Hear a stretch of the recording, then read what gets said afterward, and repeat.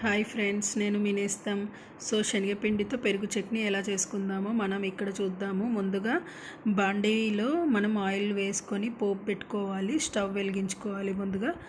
Next అయితే దీంట్లోకి కరివేపాకు, పచ్చిమిర్చి, టమాటాని అయితే మనం వేసుకోవాలి, బాగా వేగుతూ ఉండాలి. నెక్స్ట్ ఇంకో కడాయిలోకి మనం ఆయిల్ వేసుకొని శనగపిండిని అయితే 1 కప్పు వరకు తీసుకొని బాగా వేయించాలి, పచ్చివాసన వెళ్ళేంత వరకు.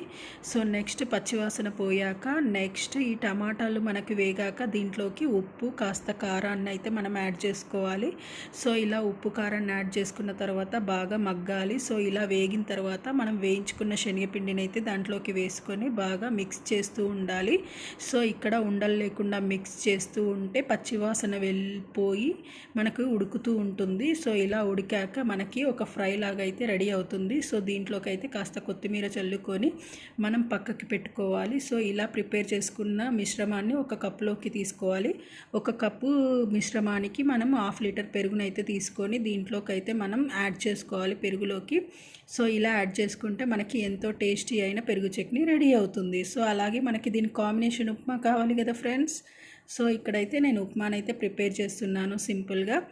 మనకి నచ్చిన డ్రై ఫ్రూట్స్ అంటే కాజు, అదేవిధంగా మనకి నెక్స్ట్ పల్లీలు, అలా పోపు దినుసులన్నీ యాడ్ చేసుకున్న తర్వాత నెక్స్ట్ వెజ్జీస్ అయితే యాడ్ చేసుకోవాలి. ఇక్కడ క్యారెట్, టమాటా, అదే రకంగా ఆలూనైతే యాడ్ చేసుకున్నాను. ఇలా వెజ్జీస్ యాడ్ చేసుకున్న తర్వాత సాల్ట్ సరిపడా వేసుకొని మనం కాస్త వేగాక 1 కప్పు బొంబాయి రవ్వకి 3 కప్స్ వాటర్ని అయితే యాడ్ చేసుకోవాలి. దీంట్లోకి అయితే నేను 3 గ్లాసెస్ వాటర్ని యాడ్ చేసుకున్నాను 1 గ్లాస్ బొంబాయి రవ్వకి. ఇలా మనం యాడ్ చేసుకున్న తర్వాత కాస్త ఈ వాటర్ అనేది బాయిల్ అవుతూ ఉంటుంది. ఇలా బాయిల్ అయ్యాక మనం ఈ రవ్వనైతే అందులో వేసుకొని కలుపుకోవాలి. ఉప్మా అయితే రెడీ అవుతుంది. ఈ ఉప్మాకైతే శనగపిండితో చేసిన పెరుగు చట్నీ సూపర్ కాంబినేషన్ ఫ్రెండ్స్. ఒకసారి అయితే ట్రై చేయండి.